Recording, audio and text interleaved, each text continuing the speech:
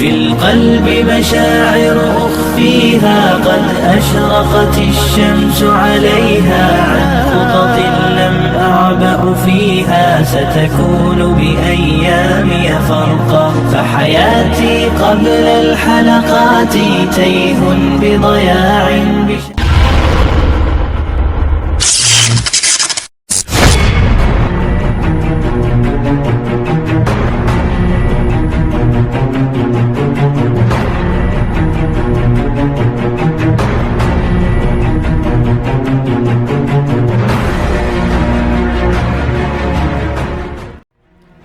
Assalamualaikum warahmatullahi wabarakatuh. Apa kabar sahabat Amirul Mukminin? Semoga semua dalam lindungan Allah Subhanahu wa taala. Ya Allah, jangan Engkau kembalikan aku ke keluargaku dan limpahkanlah kepadaku kesyahidan. Doa itu keluar dari mulut Amru bin Jumu ketika ia bersiap-siap mengenakan baju perang dan bermaksud berangkat bersama kaum muslimin ke medan Uhud. Ini adalah kali pertama bagi Amru terjun ke medan perang karena dia kakinya pincang. Di dalam Al-Quran disebutkan, tidak dosa atas orang-orang buta, atas orang-orang pincang, dan atas orang sakit untuk tidak ikut berperang. Al-Quran Surat Al-Fat ayat 17. Karena kepincangannya itulah maka Amru tidak wajib ikut berperang. Di samping itu, keempat anaknya telah pergi ke medan perang. Tidak seorang pun menduga Amru dengan keadaan yang seperti itu akan memanggul senjata dan bergabung dengan kaum muslimin lainnya untuk berperang. Sebenarnya, kaumnya telah menyegah dia dengan mengatakan, "Sadarlah hai Amru, bahwa engkau pincang, tak usahlah engkau ikut berperang bersama dengan Rasulullah SAW." Namun Amru menjawab, "Mereka semua pergi ke surga, apakah aku harus duduk-duduk bersama dengan kalian?" Meski Amru bersikeras, kaumnya tetap menyegahnya pergi ke medan perang. Karena itulah Amru kemudian menghadap Rasulullah SAW dan berkata kepada beliau, "Wahai Rasulullah, kaumku mencegahku pergi berperang bersama Tuan. Demi Allah, aku ingin menginjak surga dengan kakiku yang pincang ini. Engkau dimaafkan, berperang itu tidak wajib atas dirimu." Kata Nabi SAW mengingatkan, "Aku tahu itu wahai Rasulullah, tetapi aku ingin berangkat ke sana." Kata si Amru tetap bersikeras. Melihat semangat yang begitu kuat, Rasulullah kemudian bersabda kepada kaum Amru, "Biarlah dia pergi, semoga Allah menganugerahkan kesyahidan kepadanya." Dengan terpincang-pincang, Amru akhirnya ikut juga berperang di barisan depan bersama dengan anaknya. Mereka berperang dengan gagah berani, seakan-akan berteriak, "Aku mendambakan surga, aku mendambakan mati," sampai akhirnya ajal menemui mereka. Setelah perang usai, kaum wanita yang ikut di medan perang semuanya pulang. Di antaranya adalah Sayyidah Aisyah. Di tengah perjalanan pulang, Sayyidah Aisyah melihat Hindun, istri dari Amru bin Jumu, sedang menuntun unta ke arah Madinah. Aisyah bertanya, "Bagaimana beritanya?" "Baik-baik, Rasulullah selamat. Musibah yang ada ringan-ringan saja. Sedang orang-orang kafir pulang dengan kemarahan," jawab Hindun. "Mayat siapakah di atas unta itu?"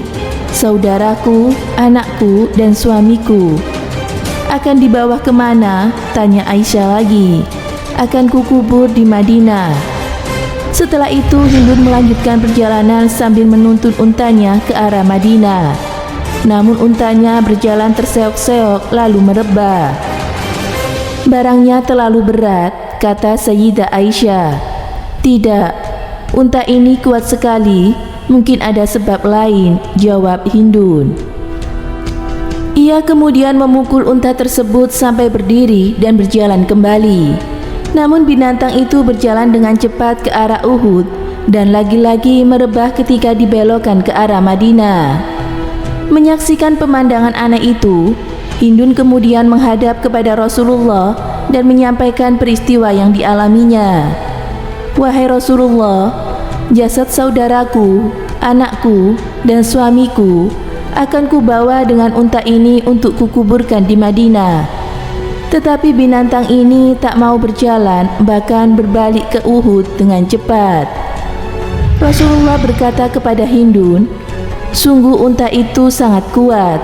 Apakah suamimu tidak berkata apa-apa ketika hendak ke Uhud?" "Benar ya Rasulullah. Ketika hendak berangkat, dia menghadap ke kiblat dan berdoa, 'Ya Allah, janganlah Engkau kembalikan aku ke keluargaku dan limpahkanlah kepadaku kesyahidan.'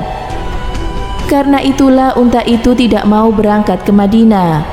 Allah Subhanahu wa Ta'ala tidak mau mengembalikan jasad itu ke Madinah."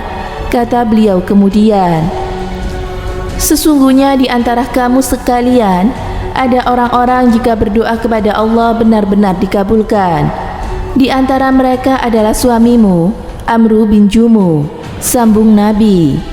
Setelah itu Rasulullah memerintahkan agar ketiga jasad itu dikuburkan di Uhud. Selanjutnya beliau berkata kepada Hindun, "Mereka akan bertemu di surga.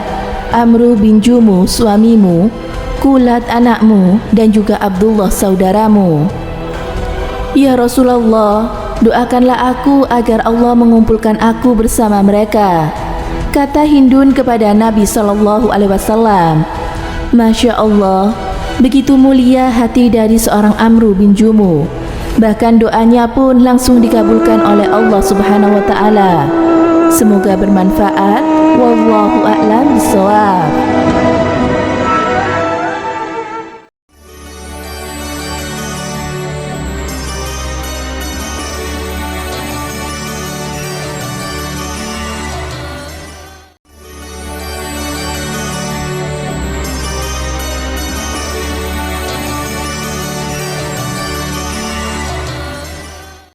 Assalamualaikum warahmatullahi wabarakatuh. Pemirsa Amirul Mukminin yang dirahmati Allah Subhanahu wa Ta'ala.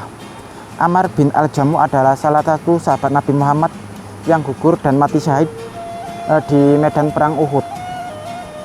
Ia dikenal sebagai sahabat yang gigih membela agama Islam. Meski kakinya pincang, namun ia tetap bersemangat untuk masuk di medan pertempuran demi mendapatkan ridha Allah Subhanahu wa Ta'ala. Amru bin Jamuh berasal dari Bani Salamah dan dikenal sebagai salah seorang pemimpin kaumnya.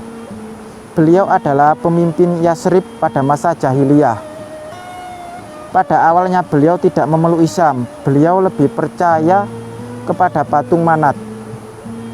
Akan tetapi sejak kedatangan Mus'ab bin Umair, duta dakwah Rasulullah pertama di Madinah, ia mendapatkan hidayah dan memeluk agama Islam. Meskipun kakinya pincang, ia bertekad ingin mendapatkan surga dengan kakinya yang pincang itu. Dan beliau sesungguhnya mendapatkan keringanan tidak ikut berperang karena termasuk mendapatkan usur, yakni sakit. Ammar bin Jamuh telah mendapatkan impiannya, yaitu syahid di perang Uhud,